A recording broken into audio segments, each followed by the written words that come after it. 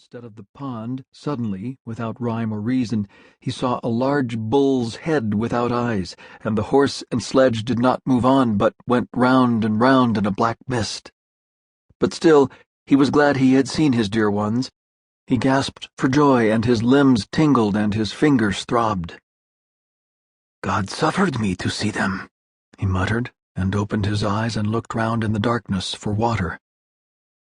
He drank, then lay down again, and once more the sledge skimmed along, and he saw the bull's head without eyes, black smoke, clouds of it, and so on until dawn. 2. At first, through the darkness, there appeared only a blue circle, the porthole. Then Goussiev began slowly to distinguish the man in the next hammock, Pavel Ivanitch. He was sleeping in a sitting position, for if he lay down he could not breathe. His face was gray, his nose long and sharp, and his eyes were huge. Because he was so thin, his temples were sunk, his beard scanty, the hair on his head long. By his face it was impossible to tell his class, gentleman, merchant, or peasant. Judging by his appearance and long hair, he looked almost like a recluse, a lay brother, but when he spoke he was not at all like a monk. He was losing strength through his cough and his illness and the suffocating heat, and he breathed heavily and was always moving his dry lips. Noticing that Goussiev was looking at him, he turned toward him and said, "I'm beginning to understand. Yes, now I understand." "What do you understand, Pavel Ivanitch?"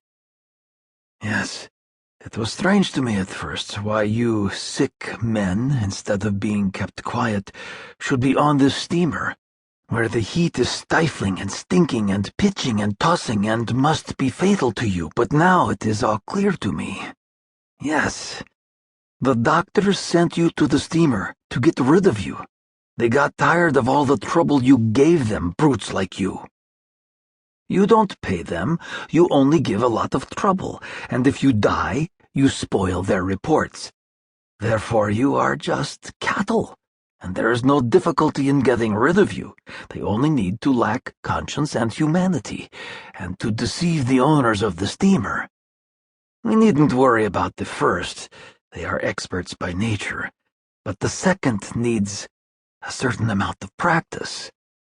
In the crowd of 400 healthy soldiers and sailors, 5 sick men are never noticed, so you were carried up to the steamer, mixed with a healthy lot who were counted in such a hurry that nothing wrong was noticed, and when the steamer got away they saw fever-stricken and consumptive men lying helpless on the deck." Goussiev could not make out what Pavel Ivanitch was talking about. Thinking he was being taken to task, he said by way of excusing himself, "I lay on the deck because when we were taken off the barge, I caught a chill." "Shocking," said Pavel Ivanitch. "They know quite well that you can't last out the voyage, and yet they send you here. You may get as far as the Indian Ocean, but what then? It is awful to think of. And that's all the return you get for faithful, unblemished service." Pavel Ivanitch looked very angry, and smote his forehead and gasped, "They ought to be shown up in the papers. There would be an awful row." The 2 sick soldiers and the sailor were already up and had begun to play cards. The sailor propped up in his hammock, and the soldiers squatting uncomfortably on the floor. One soldier had his right arm in a sling, and his wrist was tightly bandaged so that he had to hold the cards in his left hand or in the crook of his elbow.